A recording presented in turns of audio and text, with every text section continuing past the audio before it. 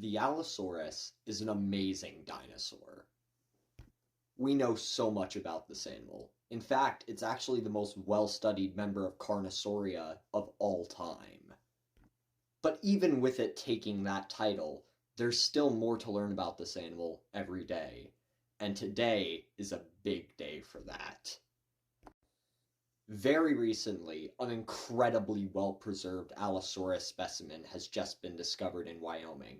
But before we get to why and how this helps us learn so much more about Allosaurus, let's talk about how this was discovered.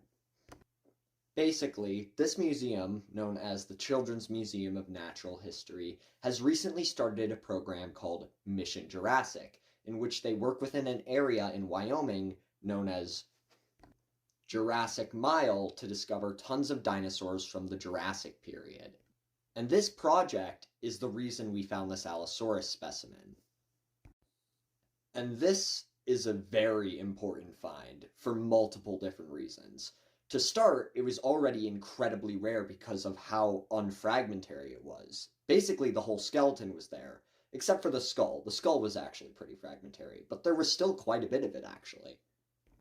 And thanks to it being so unfragmentary, we can learn a lot about what this animal really looked like when it was still alive. In fact, it was so unfragmentary that it actually preserved one of the rarest bones in all theropod dinosaurs, the gastralia.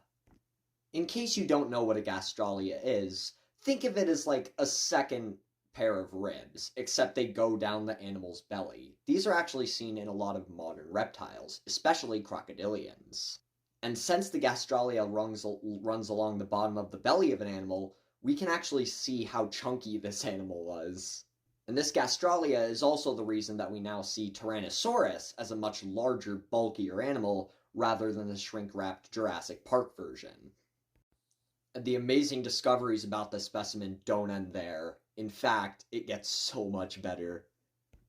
In the leg bones of this specimen, there is actually incredibly well-preserved skin tissue.